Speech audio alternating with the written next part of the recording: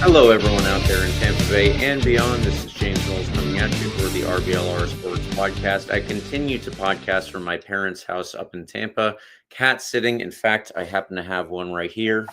There he is. That's Ollie. He's a very nice boy, and he's also very soft. But to get back to the topic at hand, I am here to cover the Rowdies, and I'm here with my usual co-host, Carlos. How are you doing, Carlos? I believe you're also still in Tampa.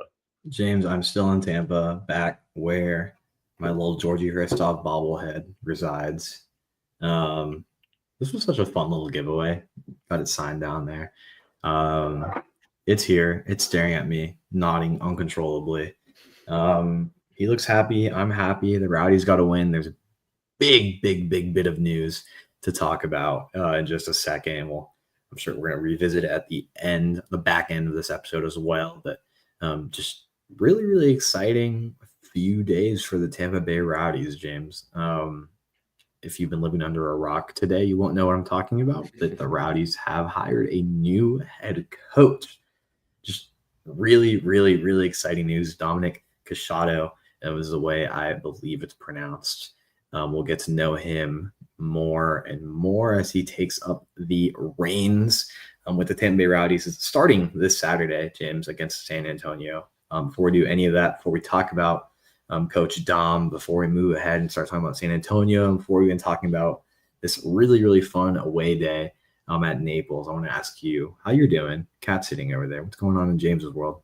Well, I've had this guy sitting next to me for most of the day, so in all honesty, I cannot complain that much.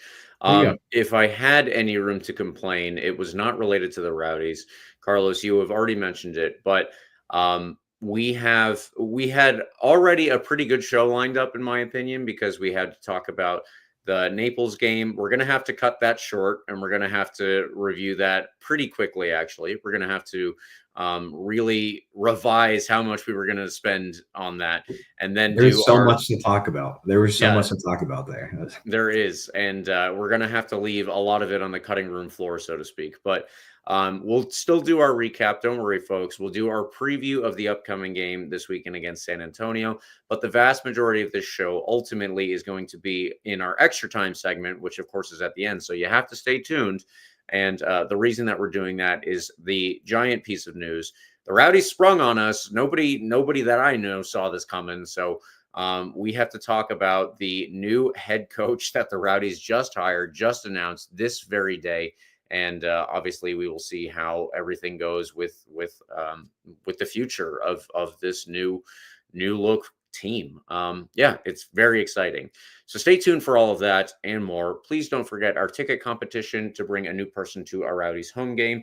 We will have a little break in between now and the next Rowdies home game, in fact, but we will be able to hopefully get somebody out to, I believe it is that home game, in fact, on August 19th. So if you have entered, then you might be eligible for a ticket at this point based on who wins, or depending on how we can do it in the future, we will see if possibly there are other competitions similar to this for future home games. Just stay tuned for all of that, folks. Like and subscribe to us on YouTube, any major podcast platform. And of course, please follow us on all the social medias at RBLR Sports. Carlos, as I said, we got to do a much quicker recap, and we got to avoid most of our segment that was related to questions from the Naples game, as fun as it was. So let's start with the starting 11, and I'll turn it over to you. James, this was a blast of a game, and I really wish. I'm not going to complain about the head coaching news because it's exciting. I wish we had more time to talk about this game because this was a blast. James and I were down there representing the RBLR Sports family. Eureka bailed on us and went to a baseball game somewhere out in Central Florida. But James and I had a great time down there, along with several dozen of our closest Rowdy friends. Great showing from the Ralph's Mob. Great showing in the stands. Very loud on TV as I went back to watch it, the replay. And they were excited for good reason. Campisi was in net in this one. He had a really decent showing, getting his first start after missing more than a few games after losing the starting spot to Ethan Bondre. Castellanos was in front of him, along with Lasso and Guillen. Out in that right wing back, you saw Van Kaziel kind of been one of his regular spots recently. Very, utility type of player, moving out, moving in. He took that right wing back spot, Bodily out on the left wing back, and then Wyke, Alvarez, and Crisostomo making up the middle three between them, just behind Manu Arteaga and Wubens Bacias. Two guys that we've said we need to see a little bit more from this year. In our previous outing, we got both of our goals from our wingbacks, and we didn't get any goals from the strikers. And this one, we got both of our goals from the strikers. Great to see. Great to have them knock in a couple goals and win this one, James, rather comfortably, dare I say, 2-0.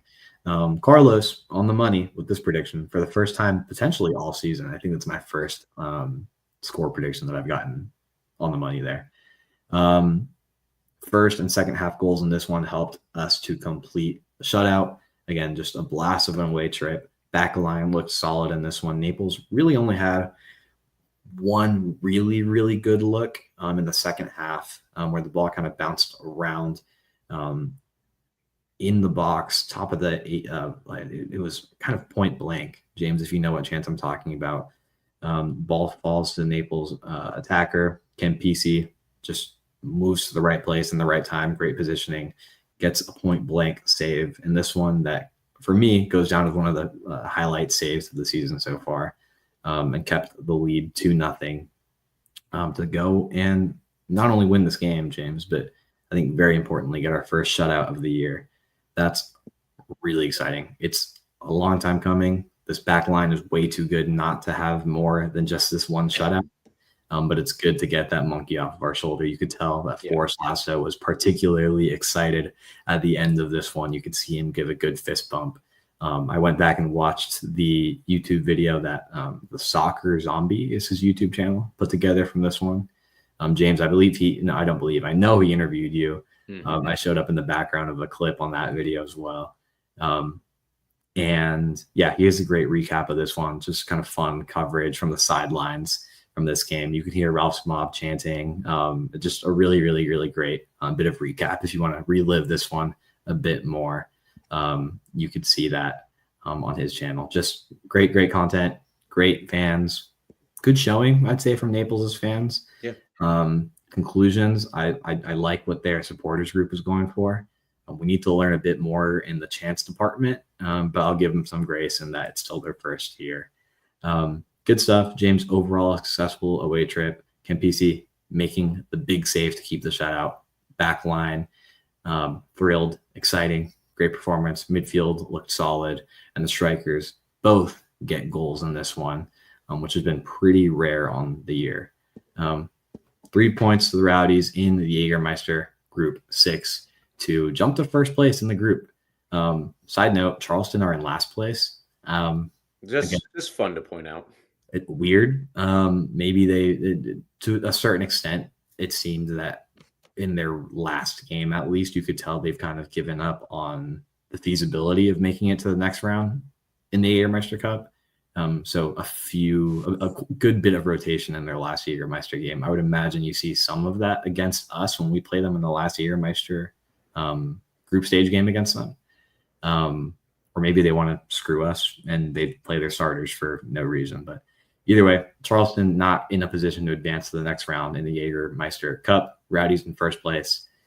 Funny how things happen. Despite the Rowdies having the season they've had, Rowdies in position to control their own destiny going into the last group stage game against Charleston. Your group leaders across the Jägermeister Cup groups: Las Vegas Lights, Indy 11, San Antonio, Rhode Island, Loudoun, and of course your Tampa Bay Rowdies. Not all that unsurprising that all the leaders are USL Championship teams. You would expect that there's at least a decent gap in quality, although we've pointed out many times before on this show that the Jägermeister Cup has proven that the gap is not all that large. There's been plenty of quote-unquote upsets already. But again, stands to reason that the group leaders as of now are all championship clubs. But I'd be surprised if not one League One team advances. In fact, I think it would be highly unlikely if we don't see a few League One teams in the knockout round. So, James, conclusions. Rowdies going to get a great win The Jägermeister Cup is fun so far, particularly for us. I'm sure Charleston fans would say it doesn't matter. If I was in their shoes, I'd say the same thing. So, James, let's talk a little bit about this game. I know you want to speed through it in some sense because of the really exciting news. Again, so much to talk about, but this game was important. This game was impressive on our end. Personally, it was a blast to be down there and just enjoy a great time, a great little stadium setup, cool kind of like bar situation in what they call the Cove outside the stadium. No tailgating, but I guess they make up for it with that. Really wonky seeing the Great Wolf Lodge from the stadium. Even more wonky seeing like what I could only assume is the head of security at the complex wearing wolf ears the entire game. Oh, man.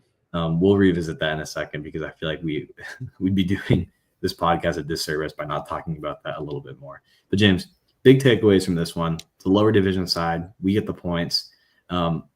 Is this what you would expect for the Rowdies to go? I mean, I know you predicted a 3-0 win. I predicted a 2-0 win. My win predictions don't really mean much at this point in the year because I predicted so many wins and we've had the season we've had. Is this what we expected? Is this what we should expect?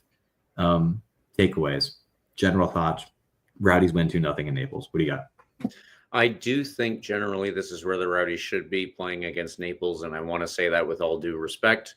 But Naples are a team that is in a quote-unquote lower division, so they are going to have a lower salary, a lower top-line salary. That means all the players, obviously. And ultimately, soccer is still a meritorious endeavor. There are people who get places because of who they know. And there are definitely people who get trials because of who they know. I'm not pointing that out. But once you get to a certain level and you are a known quantity, at least amongst the people who are doing scouting, then at that point, you are going to eventually mostly work your way to the level that you're supposed to be at in terms of a salary, which corresponds to your tier, which corresponds in this case with which club you're going to play with. All of that to say that, yes, I do think that the Rowdies ultimately should be able to beat the majority of League One teams on the majority of occasions that we play them. There will be flukes in the future if there are flukes in the past that I'm forgetting. Just like there are flukes when USL League One teams sometimes play MLS or sometimes USL Championship teams play and beat MLS sides. That happens. It's not expected, again, because of the difference in salary. So I think here that the Rowdies did what they were supposed to do. And defensively, they stood up. They did, honestly, a very good job. Campisi did have that very good save to keep it 0-0. But other than that, Carlos, I do honestly struggle to remember many really good chances for Naples. There was the one that they put in the back of the net that was immediately called back because it was offside.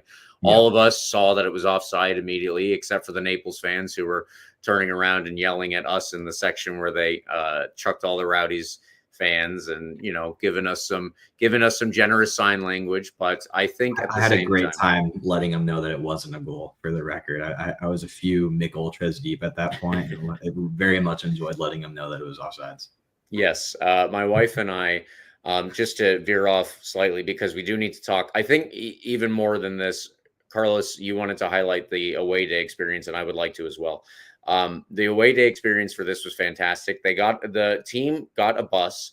I believe they just about filled the bus, if not literally every seat, then almost every seat. So fantastic for us doing that. My wife and I actually got a hotel because we had a next day plan in Fort Myers. So it was around the same area. We just figured we'd stick around. But we walked from the hotel to the stadium where we met up with everybody on the bus. So I joined in the libations specifically related to the Jager Cup. If you can figure out what we were drinking, it's really not that big of a surprise. But when we did get in, yes, it was fun to make fun of the Naples fans, especially in that moment when they didn't realize that the goal was very clearly offside. So a couple minutes later, we take the lead, and I think that the Rowdies have deserved it at that point. We hadn't created a ton of chances ourselves, but I think that we were doing what the team likes to do, which is something that we've seen for probably several years, and take the opposition, move them from side to side with the ball, And usually with the play of the defensive midfielder, in most cases, Lewis Hilton, he was not even in the team sheet in this game. I'm assuming that was just for rest as opposed to the fact that he might have been injured. I don't think that he's injured. I guess we'll see when we play San Antonio this upcoming weekend. Also, quick note: Leo Fernandez was back on the bench, so I do like to note that. That's always good news for us. But regardless, at the same time, I want to highlight that we were doing well in this role. It was Lawrence Wyke that was playing in that defensive midfield position, and he was doing a pretty good job of marshaling the defense, sitting in front of it, and carrying the ball from side to side, while the defense behind him obviously also contributed to the possession play. And the two wing backs were the guys that were mainly tasked with getting the ball into higher positions. Blake Bodley on the left. It originally started with Thomas Van Casciato on the right, but Robert Castellanos had to go off in the first half due to an injury. So Van Casciato moved to the back line, and Nick Moon started working his magic on the right. So yeah, Blake Bodley, Nick Moon, something we've talked about before. Happy to see it again. I think they both had pretty good games. I do want to highlight really quickly again the first goal that we scored. It dropped to Lawrence Wyke, who was roughly 10 yards into the Naples half. He just had enough time and space. Nobody closed him down, and the Naples back line wasn't doing a good enough job of marking their own players. So Lawrence Wyke's perfect little chip pass into, I think it was Luis Alvarez that got the assist, and his, I think, one-touch pass into the path of Wubens Pacias, who also one-touch finish. Brilliant play all around. Even in my Jager stupor, I was saying, what a great goal that was in the moment. And it truly, truly was a well-worked goal from the Rowdies. It was slack defending from Naples, to be sure. Wyke wasn't under pressure. Alvarez had plenty of time on the ball. Wubens Pacias had a pretty clear shot once he actually realized where the ball was falling. So execution was very good on our side and not from theirs, but we still did everything very, very efficiently. I like to see that, and I think that was a really good encapsulation, obviously, of how the Rowdies played, but also it was very encouraging. It was very encouraging for us in the stands. It was very encouraging for them on the field, and I really think that all of that coming together positively for the Rowdies is just a good note to get through that game. Going into the second half, we got our second goal, and it was 2-0. I think, it was after that Campisi made that really good save. But regardless, we mostly handled everything that Naples had to throw at us, mostly. And we mostly did a good job of creating things on our own, waiting, taking our time, not pushing anything that we didn't have to, and creating a couple of good chances. I think we could have scored one or two others. The chances are getting away from me now, but that's the way that the game largely went for me. Carlos, what did you see? Yeah, I've said this before about Wyke too, that one of the reasons obviously he's a great defensive asset back there, but one of the reasons why I was excited to have him back in green and gold back there on the back line is for moments like that. He played kind of in that defensive midfield role for so much of his young career. He has that knack of moving the ball up the field. You can tell he wants to push the ball up the field. Like even in his center back role, is going to look for that gap. And in this one, like you said, Naples with a bit of lazy defending, to put it lightly, for sure. But incredible execution by the Rowdies here. I really don't know what Naples' back line was doing. Yeah, it was just so lackadaisical. I'm not sure they were ready for Wyke to whip in that ball from what was basically a half field. Alvarez, incredible first touch to bring it down. And like you said, Whoops with a nice left-footed one-touch finish. So just really, really well done. Like you said, great celebration in the stands. So much fun. You could tell that Naples was kind of out of it after that first goal. I think so. That's why 2-0 isn't like the biggest lead, obviously. In fact, everyone always says it's the most dangerous lead in soccer. But in this case, that 1-0, the moment we went up 1-0, Naples' attitude shifted. You could tell that they were kind of out of it. And that's why I ventured to say 5 minutes ago that I'd call this a rather comfortable win. despite 2-0 win, not usually, there's always a little bit of nerves around 2-0, right? But again, in this case, I just don't feel that was necessarily warranted. We controlled the game, like you said, Naples off the top of my head, and we were there at the stadium, so I'm trying to remember. Like I can't really think of another opportunity that they really had other than that one chance that Campisi saved. Obviously, the offsides goal, again, very clearly offsides. They did have another look that ended up in the back of the net. And honestly, I never really figured out why it was called off. Not called off. It was just like the play was called dead before the ball even ended up in the net. It was probably a foul of some sort. I'm not going to question it too much, but it really was kind of just a moment where the Rowdies stopped playing because the foul was already called. So right. I know some Naples fans were complaining about that, but again, not all that much to complain about there.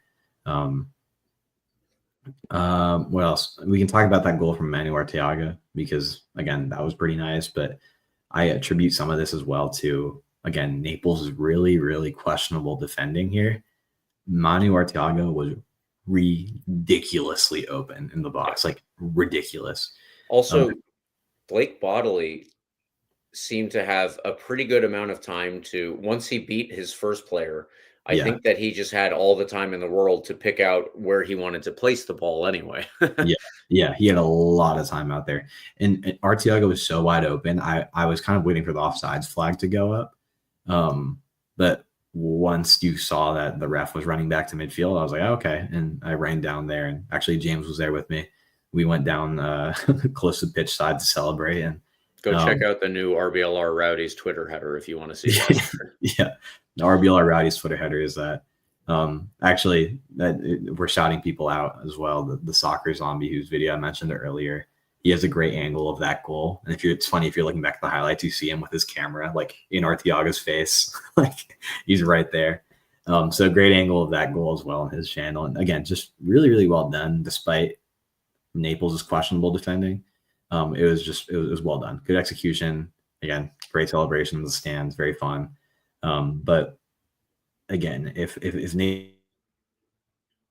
Naples' attitude was down after that, for even more so after the second goal, right? Like it was comfortable, with the exception again of the one save that we've mentioned a few times now, from Campisi, which again is only one save, but definitely merits some praise because point blank, really, really, really tough save from him. We know we've had tough moments with Campisi at the beginning of the year, obviously, like everyone else, but Campisi's mistakes very much stood out, I think, for us because, right, well, he's the goalie, so they stick out like a sore thumb, unfortunately. Yeah. I've said before that I think it's unfortunate that he got benched when he did because I thought he was playing some of his better soccer. He was making great saves. Unfortunately, wasn't getting a lot of support from the rest of the team, who was also playing poorly. And Rhode Island had that insane 3-goal performance against him, but like all 3 goals were world beaters, Mm-hmm. So I personally felt bad for Campisi. I feel like he was unfortunate. He was unlucky in a lot of not in a lot, but with where he is in this season. And I was glad to see him make the one really big save to keep the shutout here. Again, point blank, basically right by the penalty spot. This was a moment that I think we could have done a bit better on defensively. It was the only blemish on our back line this one. I think we're just a little bit slow getting back, but the midfield didn't help either. There's a lot of space for that Naples counterattack. Who is this for Naples? It's Farine. Henderlong wide open, just left the penalty spot. Was able to rip a shot that should be a goal 99 times out of 100. But again, Campisi, great timing, great save, great positioning. Happy that he was there. And more importantly, for the broader trend of the season, happy that we got that shutout. That was huge. Yes. Other than that, James, there's a couple other Rowdies looks throughout the second half, maybe. Arteaga had a really good header opportunity early on in the half that went above the post or above the crossbar. Could have definitely been a goal if he got a little bit more over that one.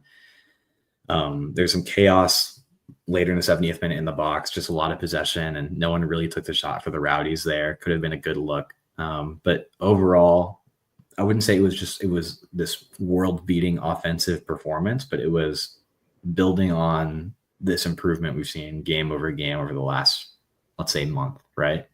It's been getting better. And in this game, I think you kind of see a culmination of both the attacking and even the defending getting better because, again, that shutouts finally came. Comfortable 2-0 win. Say what you will about it being a lower division team. We've noted that Naples has had a really, really good year. Fell off a little bit recently, but is still comfortably in 4th place in League One. So very, very solid team. Happy with how we went down there and established ourselves.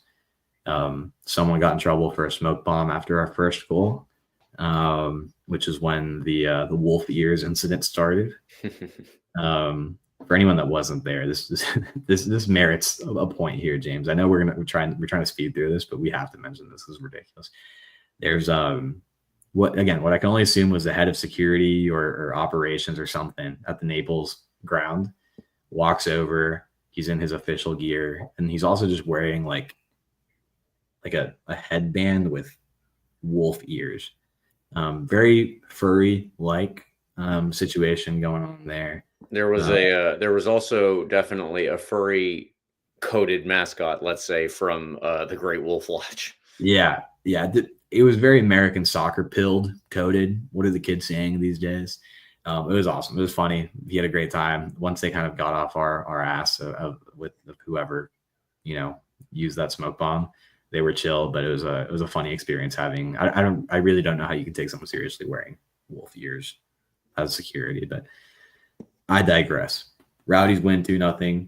James and I had a blast. So did the several dozen other people down there in green and gold, and Ralph Smob and all the unaffiliated Rowdies members, Rowdies family fans down there. Everyone had a good time, I would hope, except Naples fans. So good trip.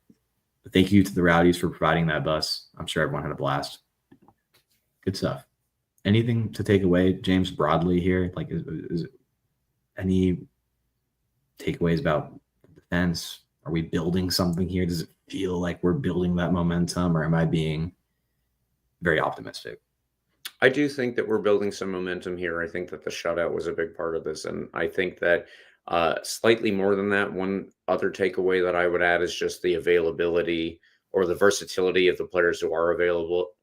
Lawrence Wyke playing in the central midfield. I think, I've said this multiple times. We haven't tried to name players that we think are not doing poorly because it probably doesn't really help much.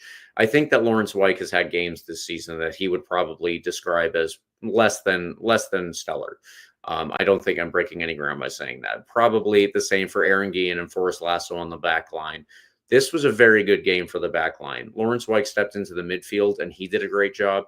And behind him, Guillen, Lasso, and Castellanos, until he went out, Thomas Van Keezel, all of them honestly played very well. I really think that they marshaled Naples' attacks and handled them brilliantly. Blake Bodley did his job. Nick Moon, when he was the right wing back, he did a good job there. So I think that the little bit of versatility we saw, and honestly, the execution of the defensive plays, you could see the opposite of execution on the defensive side from Naples, let's say. So even though there is the divide, I think that we did well, and I'll take that to the bank any day. I think that that's positive for us. So also to reiterate, if you missed the away game, don't do that in the future. Join us in the future. It was a great time, legitimately a very fun time. They had the bus, and as Carlos said, I hope we get that again in the future. But even if we weren't supposed to get that, you should drive down, you should make the trip, and you should have fun. And also, anyone who goes to any Naples game in the future and you are a member of any Rowdy supporters group or whatever, make sure that you have, wherever you get them, you could probably get them at Party City, but make sure you have a headband with wolf ears on them. We are going to wear those in the future to FC Naples away days. Yeah. That is my vow as part of the RBLR Sports, RBLR Rowdies side here. Yeah. Maybe we can get like a discount at the Great Wolf Lodge next door. Like we do like a group outing and get the night there and pregame at the water park or something and then walk over. But it's an interesting setup. It's unique. It's very American soccer. It's FC Naples. We had a good time. Again, shout out to the Soccer Zombie for his fun video. covering this one. Go check it out if you want to relive this game. Shout out to all the Ralph's Mob that traveled down there. Great time. Shout out to the Rowdies for putting together a good performance, building on momentum. Arteaga now has 3 goals in his last 4 games. This is a guy who started off very, very slow. We've talked about him. We needed a bit more out of him. We want to turn things around. And we're seeing a bit more out of him. It could have been 4 goals in the last 4 games if he put away that penalty against Indy last week, right? It's unfortunate it happens, but again, 3 in the last 4 is not all that bad after the start that he and the Rowdies as a whole have had. Yeah. Woobs has been hot and cold this year. He started off pretty well, hasn't scored since that back-to-back goals in against South Georgia Tormenta and then in Louisville. And that Louisville game was back on June 7th, went 3 games scoreless, and then got a goal in this one against Naples. So hopefully the two of them kind of get going together. I think if they're both scoring in games, like, that's what you need out of your strikers, right? You pay them to score goals. So if it's coming together, you throw in some good offensive performance from the wingbacks, from a Nick Moon, from a Blake Bodley, and you have some really good offensive prowess going. Again, this wasn't a world beater offensive performance, but it was impressive. It's building on this bit of momentum we have going here.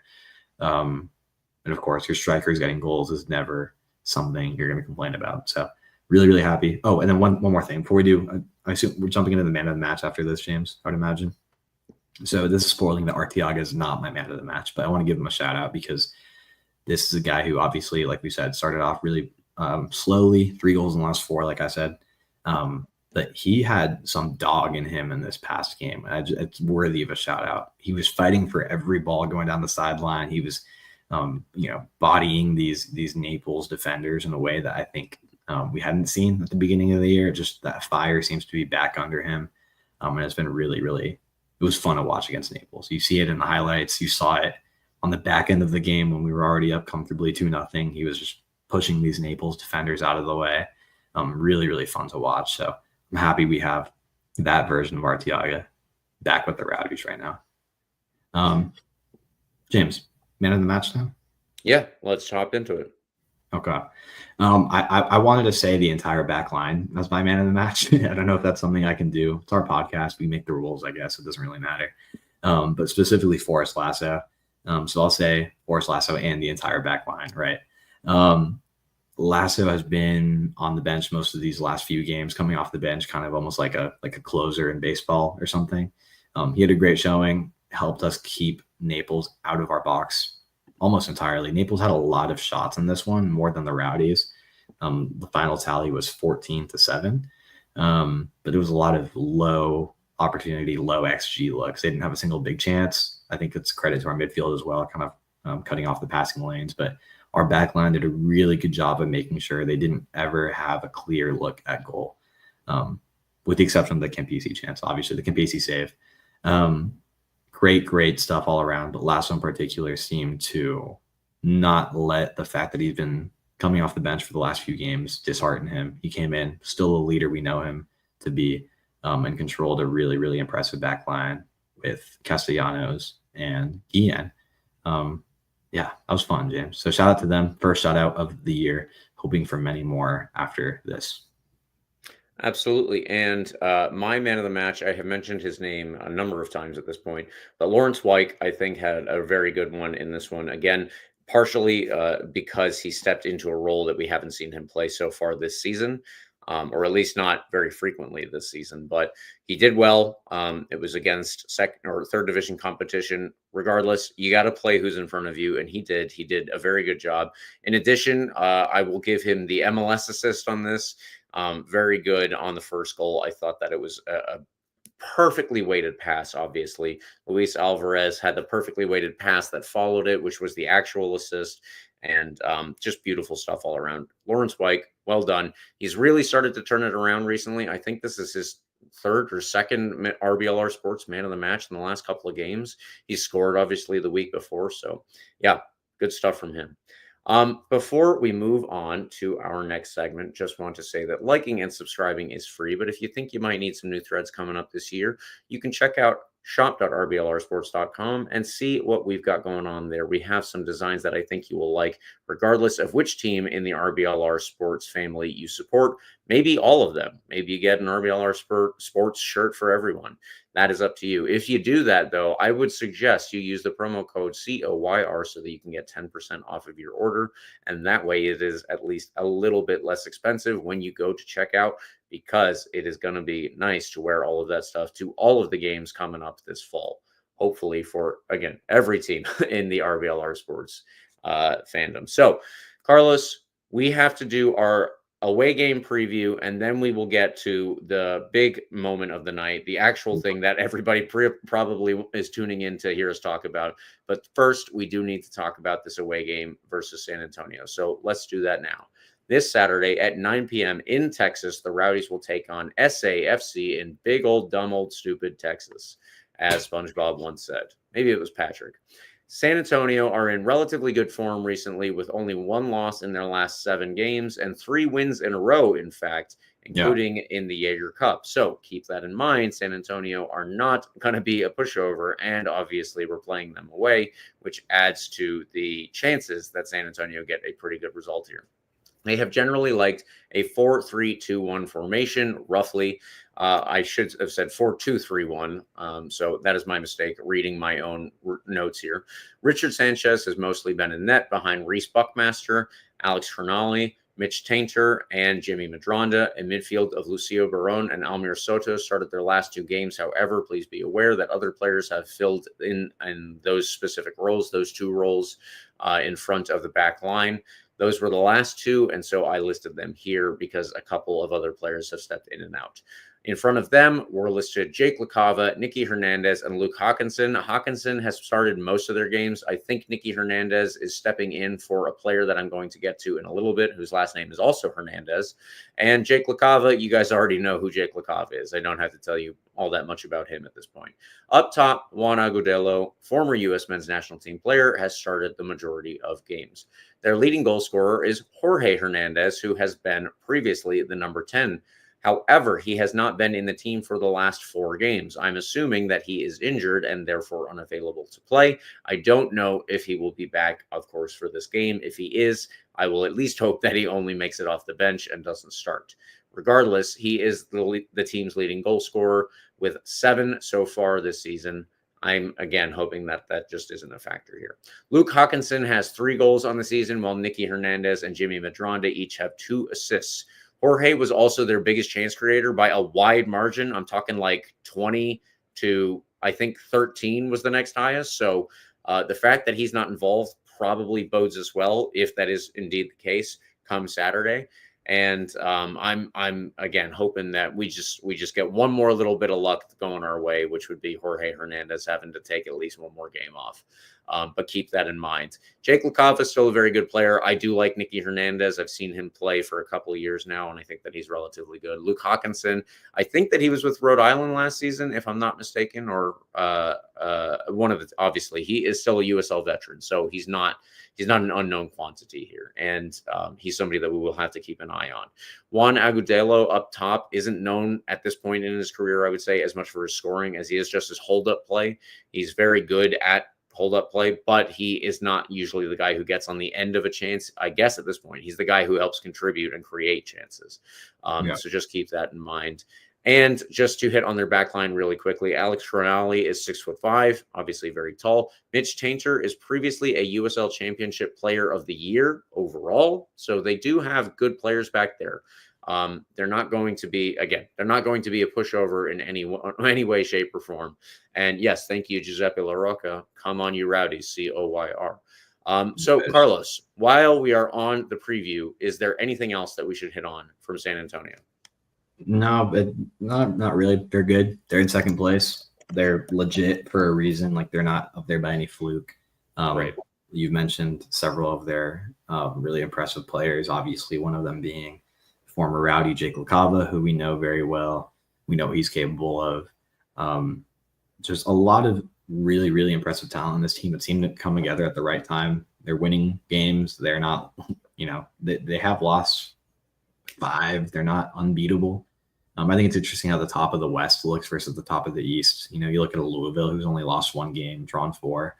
Out West, New Mexico, San Antonio, first and second place, both dropped 5 games, 5 losses, few draws in there. Like, they're an impressive team, legit team in second place. Definitely a team we've struggled with in the past. It's really interesting to see, actually. I'm looking at on another screen at the Fought Mob head-to-head record. The last 3 times we've played have all been draws. Before that, we would have played them more regularly as like the San Antonio Scorpions, I think they were called back in the old NAS or the new NASL. Some crazy games. The new old NASL. Some crazy games back then as well. But this matchup in the USL mode and the last 3 games has produced some really interesting results. There was that crazy home opener last year against them that was incredibly frustrating. I remember we dropped points in the 91st minute. And that one, I'm looking at that one, the year before, we went over to San Antonio for the first time in a while and played a weird game. We were down 2-0, then went up 3-2, and then conceded the equalizer in the 92nd minute. And even that was a crazy one. Just a really, really frustrating game to watch at that time. Exciting. Didn't deserve the points, but we're happy with the draw at that point. And we even all the way back in 2017 in San Antonio, Hristov gets the goal in the 69th minute, and then we concede the equalizer in the 89th minute. So this game, in its few iterations, has had lots of late goals, lots of stoppage time goals, lots of dramatics. So despite where we are on the table, I'm thinking you see some continuation of that level of dramatism. Is that a word? Drama? It is now. Yeah, whatever. I think you'll see some more drama in this game. Seems like it's been the trend in the last few games, and the Rowdies are trending up. San Antonio still trending laterally, and that second place level, already a very good team. Not much room to go further up the table. So it's interesting, James. Impressive team. Hard to go all the way out west and get the win. But you never know. We're playing well. We got some momentum, so I'm curious to see what you're thinking, James. But you hit everything I would have touched on. Again, some impressive players up there. Agudelo up top. We know him to be very well, a very solid forward. Yeah, we'll see. I feel good about it. James, jump into your prediction. Do you have any thoughts? Give me what you're thinking.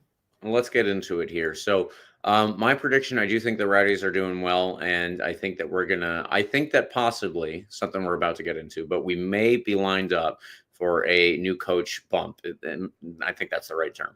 I'm going to go with, and this is a positive result for us, I'm going to go with a 1-1 draw away to San Antonio, because San Antonio is a good team right now. They're obviously going to be pretty good at home in particular. So I think that a 1-1 draw would be pretty good for us. Yeah, I like it. I've been back and forth on what I'm thinking for this. Again, they're in second place. They're not particularly insanely defensively sound or anything. I think we can knock in a goal or 2 behind them. But I also am kind of feeling a draw. Now, I was thinking a 1-1 draw, but for the sake of separating myself from you, I think I'm going to go with a 2-2 draw. It's kind of in theme with how the last few games against San Antonio have been, despite us not playing them all that often. It seems like we always have an exciting one against them. So I'll predict a 2-2 draw with some sort of stoppage time goal. I won't say for who, but I'm hoping for a win, obviously. Like you said, I think a draw down there would be impressive, positive, continuing to build some momentum. And, of course, we'll get into the new coach in just a second, but we'll see how that changes things, or if we kind of keep running with the same formation, tactics, whatnot. So Eureka is the optimist in this trio, James. He's predicting a 2-1 win down in San Antonio. I would love to see it, hoping for it. I think a draw might be our ceiling for this one. Again, San Antonio, really impressive, tough to play at home, or tough to play away over in San Antonio. But I could see it. I could see us sneaking away with 3 points. But James, that's the San Antonio preview. Thank you for being the analytical mind and giving us who we should keep an eye out for in this one. I think it's time we jump to the big news and spend some time talking about the surprise news this morning, I would say. It wasn't on my radar, wasn't on your radar, was on Eureka's radar. But the Rowdies announced this morning at 9:59 a.m.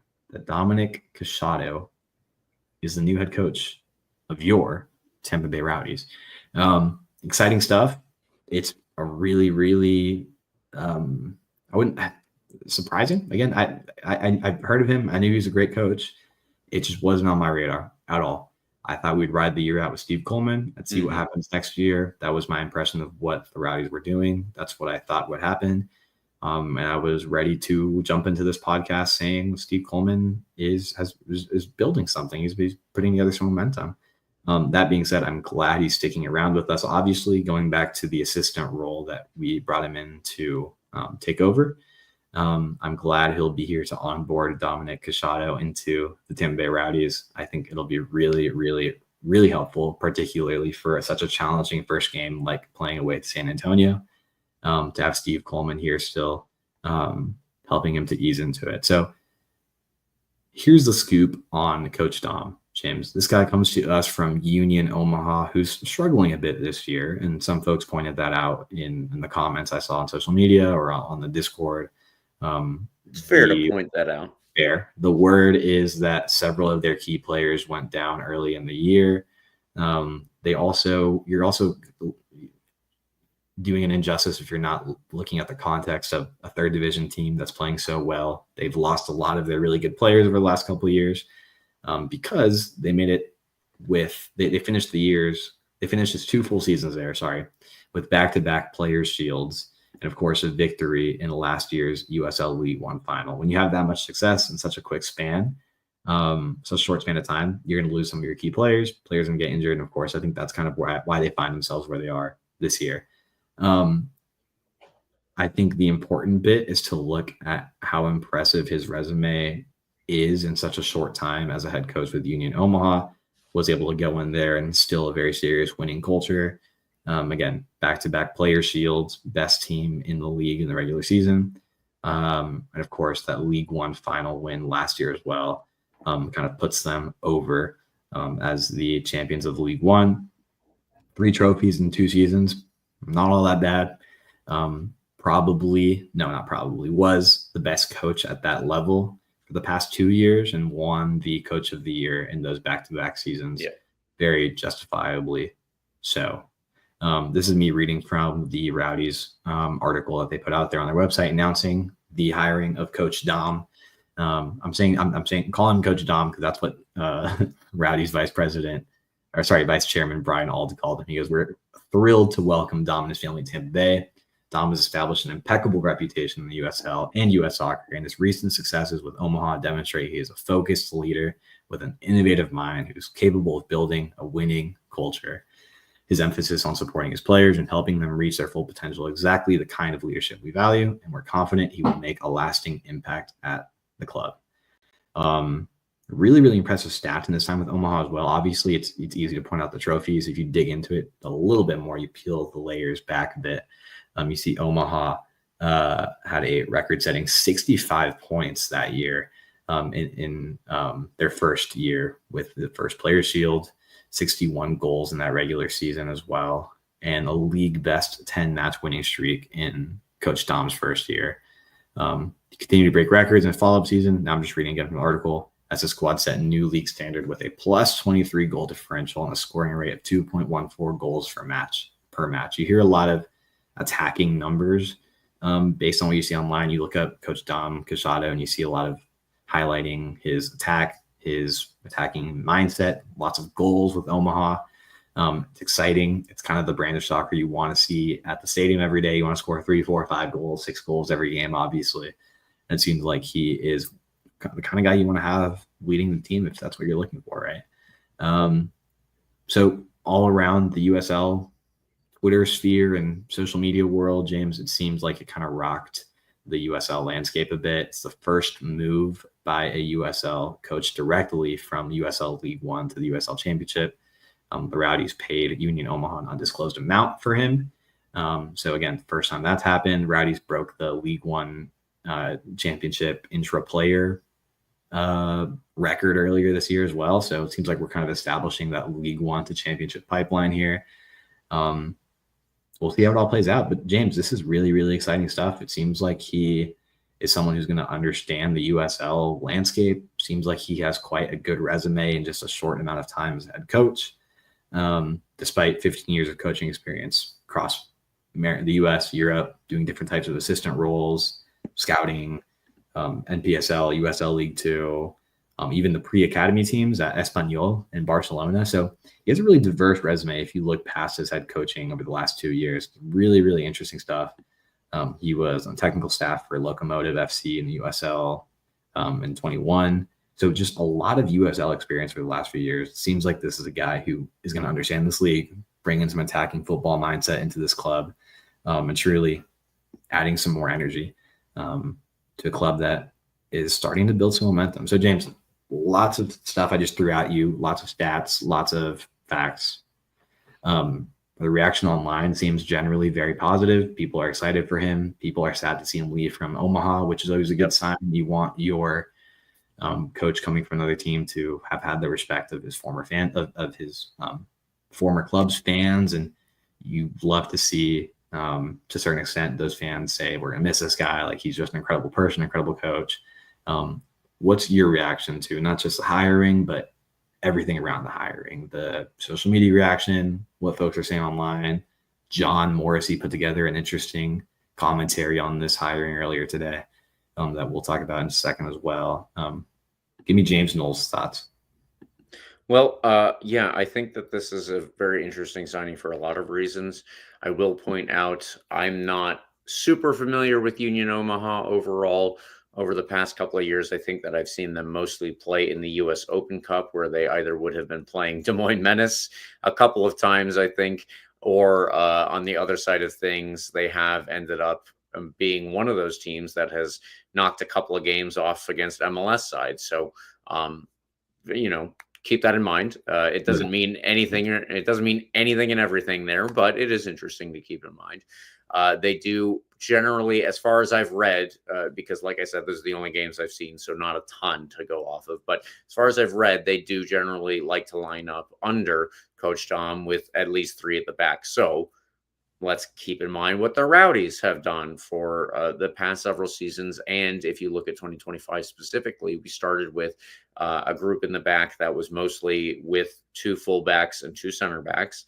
And the Rowdies didn't have their best time ever during that period. So we've gone back to a 3 at the back system with wingbacks, which again, this is something that I said, I don't know how many times this season. I apologize to repeat myself here, but I do think that the roster that we've built does support more so our playing in that setup, in that formation. If Coach Dom can come in and he can already be familiar, at least relatively, with the system that we have, he can tweak it here and there as needed to suit his own preferences, then that will probably be for the better in the long run for the team overall and the players that we still have available. I like that part of it coming in. It's not just that this is a good coach who knows the USL, although it is the case that this appears to be a good coach who knows the USL, which is important because the USL is a very weird league. You play on a lot of weird surfaces. You play in a lot of weird parks. Union Omaha themselves were mostly playing at a baseball stadium recently. That's just because I don't think that they have scheduled their own stadium build up at this point, but they're working on it. So they're still playing at a baseball stadium that, unlike ours, is not retrofitted to actually host a real full-size soccer pitch. So something to keep in mind. He knows what it's like to play here. He is aware of the travel. He's aware of the ins and outs of dealing with, I'm sure, different players and coaching staffs and all that stuff, but also to deal with the league and any impositions from the league in terms of rules or stuff like that. So I think that he's just got a good background for us as another team in the USL Championship. I'm excited to hopefully meet with him and talk with him in the future and get a good feel for how he is as a person, all that kind of stuff. But it really just seems to be a pretty good coaching signing. I would imagine, based on his record, again, just to highlight what Carlos had already said, 2023, they were first overall in the league. 2024, they were first overall in the league. They won the playoffs in 2024 as well, so they ultimately won the USL League One title. I was trying to remember exactly what that made me, what I had heard in the past, and when they won that, I heard that they were the first ever USL League One team to have won the title twice. So it wasn't back to back, but they were the first to have won it twice. So good stuff from Union Omaha. Obviously, Coach Dom was only there for the second one in 2024. Their other win was in 2021. Just keep that in mind too. But yeah, again, if he's the coach of the year 2 years in a row, definitely there are going to be plenty of teams looking at him. Hopefully the Rowdies were able to win him over because of all of the perks that come with coaching the Rowdies, like a really good training setup, a really good stadium. Honestly, I still think a really good roster. You just have to put it together and give the players the confidence that they are as good as they can be. You guys can get there. You just need to do it again. So yeah, I like pretty much everything about this at this point. We'll see how it goes in the future. Maybe somehow this is a flop, but I have a hard time believing that that's how this turns out, in all honesty. What does the future hold if it's not a flop? Maybe he does so well, he moves on to MLS or something. Again, we can't predict how this is going to go, positive or negative. But if you look at it as somebody who's climbing the ladder, I think that he's done a really good job with Union Omaha. The next thing, he gets a very good chance with the Tampa Bay Rowdies when the fan base is crying out for something positive here.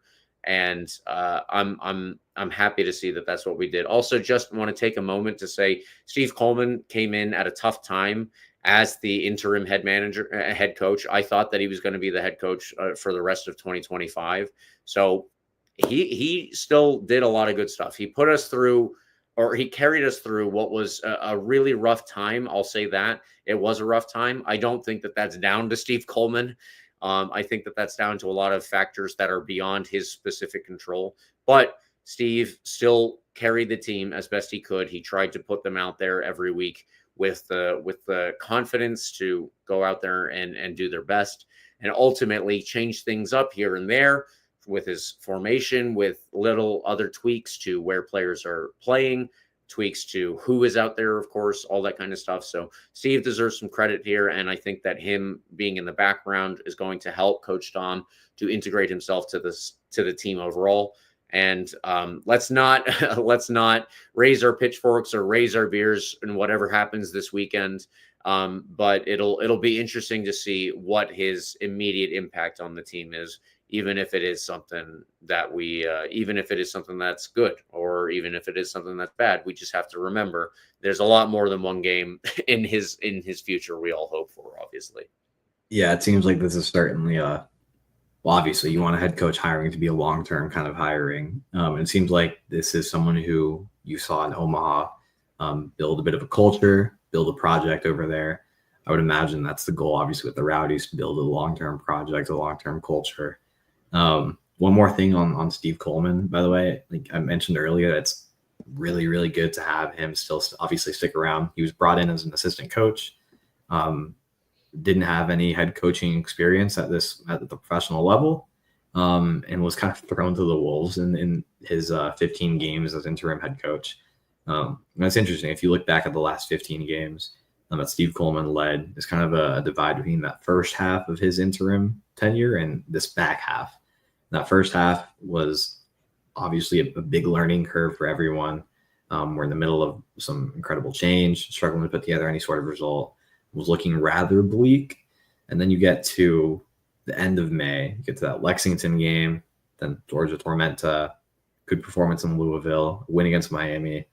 And then the wins started to come along here at the end.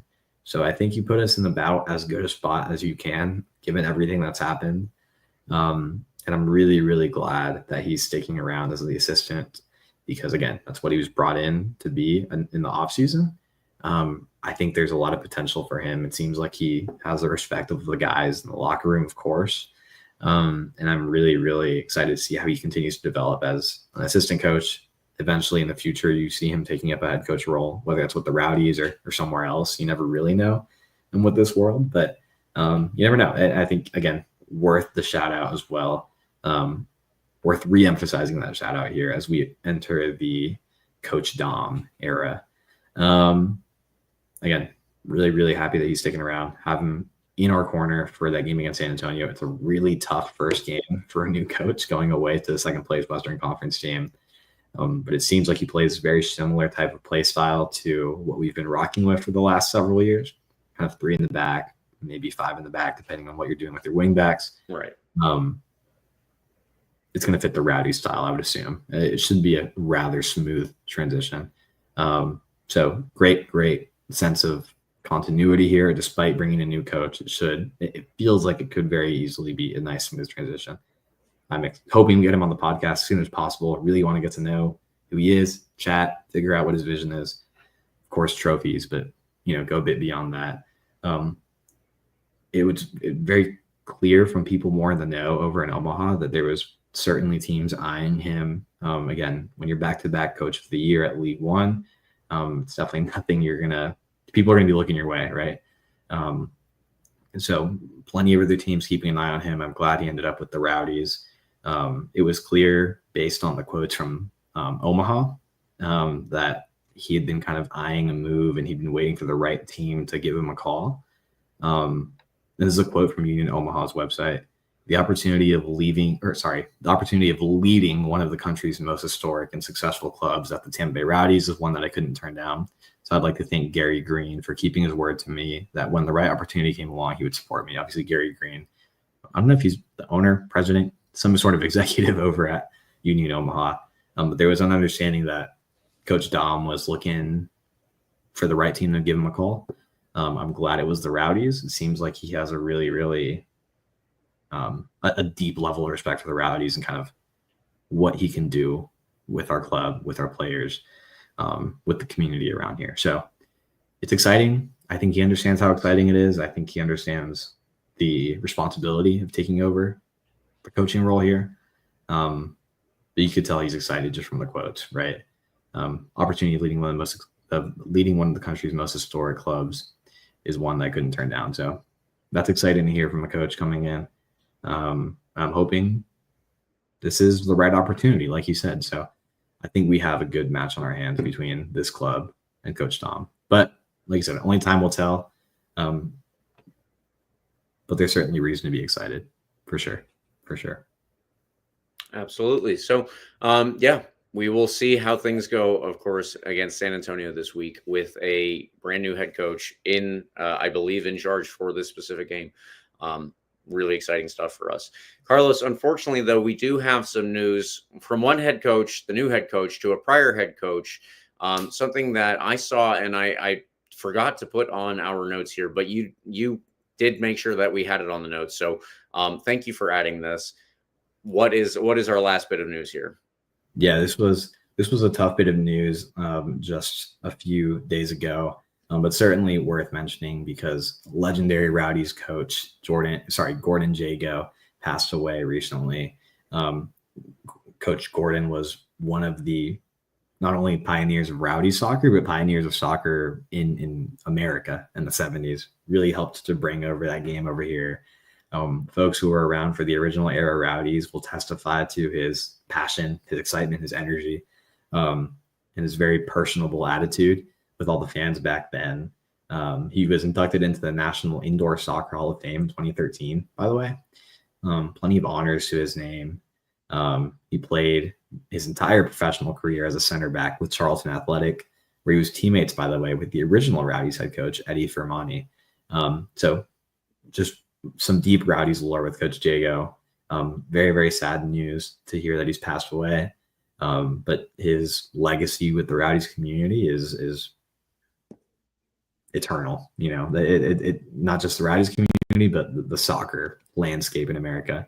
He's one of those unsung heroes that really helped pioneer the game in that decade in the 70s, early 80s. Just really, really, just a really, really influential guy for this Rowdies community. So really sad news, but again, it's always really heartwarming to look at like the Rowdies Facebook posts and see folks from who were around for the 70s and the 80s Rowdies and seeing kind of what he meant to them. It's pretty cool to read the comments. So yeah, can't underestimate the impact he made on Rowdies fans back then. And of course, the Rowdies fans that continue today. So thank you to him for everything he did. And of course, rest in peace to Coach Gordon Jago. Absolutely. All right. Well, with that, we will close out this podcast and we will get you guys out of here. Thank you so much for tuning in. Thank you so much for listening. I am James Knowles. That is Carlos Rueda. And this has been RBLR Rowdies. Please follow RBLR Sports on Instagram, Twitter, TikTok, Facebook, Threads, Blue Sky, anywhere at RBLR Sports. I'm mostly on Twitter at RBLR James K. What about you, Carlos? At Carlos TPA10. You can find me on Twitter. It's an exciting time for this club, James. Things are building. We're adding some momentum. It's like a baby steps. We talked about baby steps all year, right? We're going to turn things around. Baby steps, right? It's not a lost season anymore. The Rowdies are committing to still fighting this year. You can see it on the field. You can see it with a signing like Alvarez. Even more so, you can see it with an impressive pickup and Coach Dom Casciato. So, James, I have this. I don't know why this is here, but I just noticed we're constructing something. We're building something here. So let's keep at it. Let's keep at it. At Carlos CPA on Twitter. Let's keep talking about how the Rowdies are building something special here. There we go. Maybe a special turnaround. Who knows? You never know. We'll make a movie about this in 2 or 3 years. I don't know. Who knows? I can't wait. I can't wait for that time. Like and subscribe to our podcast, and you can get the full experience on YouTube. We are also on Spotify, the iHeartRadio app, Apple and Google Podcasts. Wherever you are, that's where we are. We will see you in the future, but for a good win and hopefully another one coming up. Come on, you Rowdies.